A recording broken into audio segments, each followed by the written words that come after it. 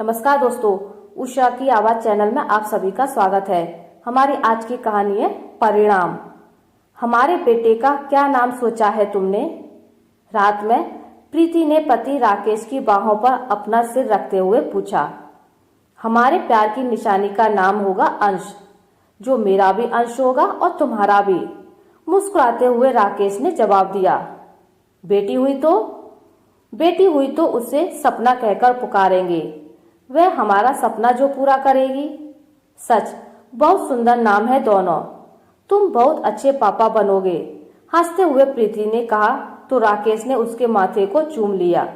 Lockdown का दूसरा महीना शुरू हुआ था, जबकि प्रीति की प्रेगनेंसी का 8वां महीना पूरा हो चुका था और अब कभी भी उसे डिलीवरी के लिए अस्पताल जाना पड़ सकता था। प्रीति का पति राकेश इंजीनियर था, जो प्रीति को लेकर काफी सपोर्टिव और खुले दिमाग का इंसान था, जबकि उसकी सास शर्मिला देवी का स्वभाव कुछ अलग ही था। वे धर्म कर्म पर जरूरत से ज्यादा विश्वास रखती थी। प्रेगनेंसी के बाद से ही प्रीति को कुछ तकलीफें बनी रहती थी। ऐसे में शर्मिला देवी ने कई बार प्रीति के आने वाले बच्चे के नाम पर धार्मिक अनुष्ठान भी करवाए, मगर फिलहाल लॉकडाउन की वजह से सब बंद था। उस दिन सुबह से ही प्रीति के पेट में दर्द हो रहा था। रात तक उसका दर्द काफी बढ़ गया। उसे अस्पताल ले जाया गया। महिला डॉक्टर ने अच्छी तरह परीक्षण करके बताया, राकेश जी, प्रीति के गर्भाशय में बच्चे की गलत स्थिति की वजह से उन्हें बीच बीच में दर्द हो रहा है। ऐसे में इन्हें एडमिट करके कुछ दिनों तक निगरानी में रखना बेहतर होगा। जी, जैसा आप उचित समझें, कहकर राकेश ने प्रीति को एडमिट करा दिया। इधर शर्मिला देवी ने डॉक्टर की बात सुनी तो तुरंत पंडित को बुलावा भेजा। पंडित जी, बहू को दर्द हो रहा है, उसे स्वस्थ बच्चा हो जाए और सब ठीक रहे, इसके लिए कुछ उपाय बताइए। पंडित जी ने कुछ देर सोचा, फिर बोले, ठीक है, एक अनुष्ठान कराना होगा, सब अच्छा हो जाएगा। इस अनुष्ठान में करीब 10,000 रुपए का खर्च आएगा। जी, आप रुपयों की चिंता ना करें, बस सब ठीक कर दें। आप बताएं कि किन चीजों का इंतजाम करना है। पंडित जी ने एक लंबी सूची तैयार की, जिसमें लाल और पीला कपड़ा, लाल धागे, चावल, घी, लौंग, कपूर, लाल फूल, रोली, चंदन, साबुत गेहूं, सिंदूर, केसर, नारियल, धुरवा, कुमकुम, पीपल और तुलसी के पत्ते, पान, सुपारी आदि शामिल थे।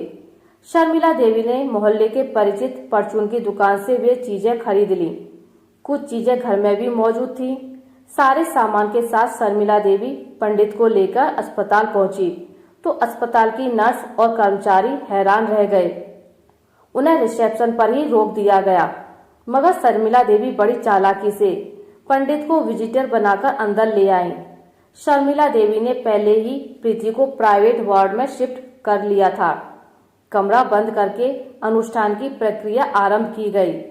बाहर घूम रही नर्सों को इस बात की पूरी जानकारी थी कि अंदर क्या चल रहा है, मगर उनके पास कहने के लिए शब्द नहीं थे। उन्हें समझ नहीं आ रहा था कि इस पाखंड को कैसे रोकें। दरअसल अस्पताल में ऐसी घटना कभी नहीं हुई थी।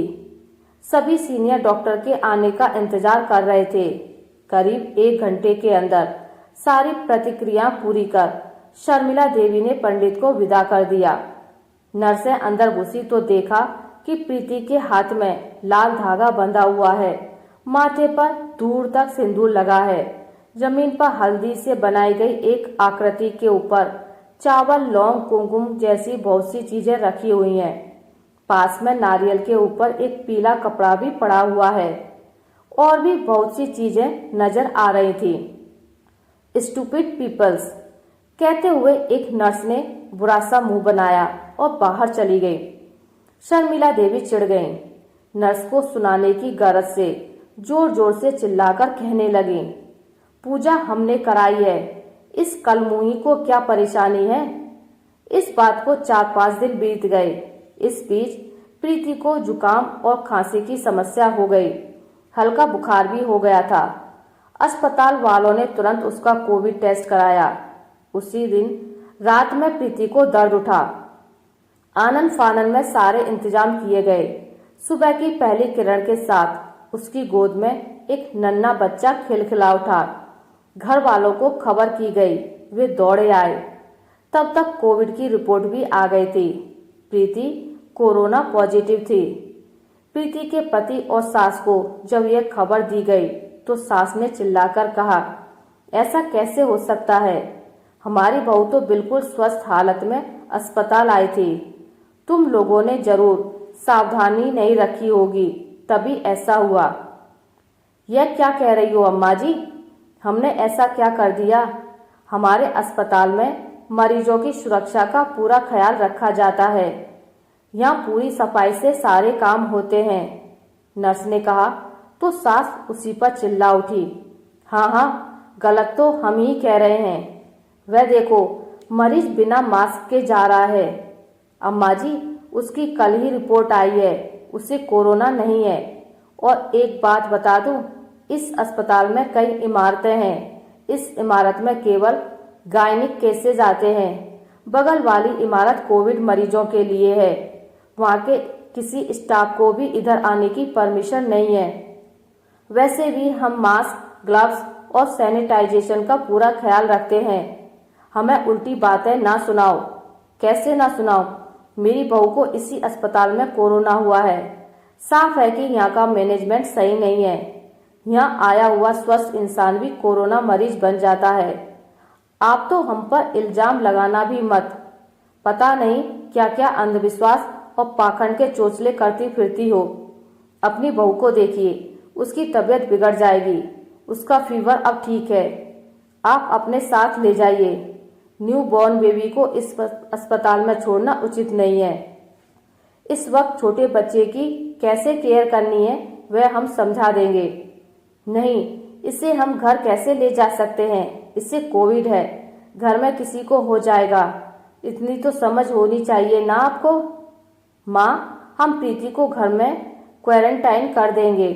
बच्चे को कोविड से कैसे बचाना है वह नर्स बता ही देगी। नहीं, हम बहू और बच्चे को घर नहीं ले जा सकते। खबरदार राकेश, जो तू इनके चक्कर में आया। ये नर्स और डॉक्टर ऐसे ही बोलते हैं, पर मैं कोई खतरा मोल नहीं ले सकती। पर माँ, तुझे कसम है, चल यहाँ से। शर्मिला देवी राकेश को हाथ पकड़कर उससे घसीटती हुई घर ले आई। प्रीति का चेहरा बन गया। डॉक्टर और नर्स आपस में शर्मिला देवी के व्यवहार और हरकतों की बुराई करने लगे।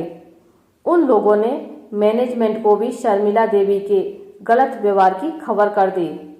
इस बात को करीब 4-5 दिन बीत चुके थे। एक दिन शर्मिला देवी ने पंडित जी को फोन लगाया।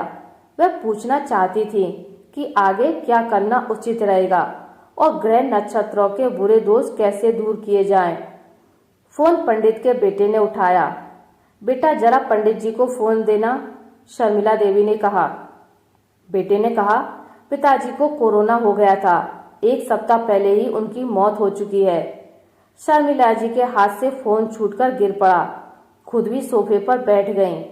पंडित जी को कोरोना था, यह जानकर वह डर गई थी। यानी जिस दिन पंडित जी धार्मिक अनुष्ठान कराने आए थे तब भी उन्हें कोरोना था। तभी तो प्रीति को भी यह बीमारी हुई है। प्रीति के साथ उस दिन पंडित जी के साथ वह भी तो थी। यानी अब वह खुद भी कोरोना की चपेट में आ सकती हैं। उन्होंने गौर किया कि 2-3 दिनों से उन्हें भी खांसी हो रही थी। शर्मिला जी ने फटाफट अपना कोरोना टेस्ट करवाया। अब तक उन्हें बुखार भी आ चुका था। हजारीबाग में कोरोना का एक ही अस्पताल था, इसलिए उन्हें उसी अस्पताल में जाना पड़ा। मगर वहां के मैनेजमेंट ने शर्मिला देवी को एडमिट करने से साफ इनकार कर दिया। एम्बुलेंस में पड़ी शर्मिला देवी का दिमाग काम नहीं कर रहा था। वे जानती थी कि इसके अलावा यहाँ कोई अस्पताल नहीं। अब या तो उन्हें 4 घंटे के सफर के बाद रांची ले जाया जाएगा और वहां बेड ना मिला तो 12 घंटे का सफर करके पटना जाने को तैयार रहना होगा।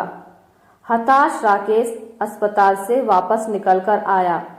दोनों जानते थे कि शर्मिला देवी को अपनी करनी का ही फल मिल रहा था। उनकी गलत सोच, अंधविश्वास और नकारात्मक रवैये का ही परिणाम था कि आज बहू और पोते के साथ साथ उनकी अपनी जिंदगी भी दांव पर लग चुकी थी। आशा करती हूँ आपको मेरी आज की कहानी अच्छी लगी होगी। अगर आपको मेरी कहानी अच्छी लगी है तो इसे लाइक करें, ज़्यादा से ज़्यादा शेयर करें, और अगर आप मेरे चैनल पर नए हैं तो इसे सब्सक्राइब करना ना भूलें। मिलते हैं एक नई कहानी के साथ, तब तक के लिए नमस्कार।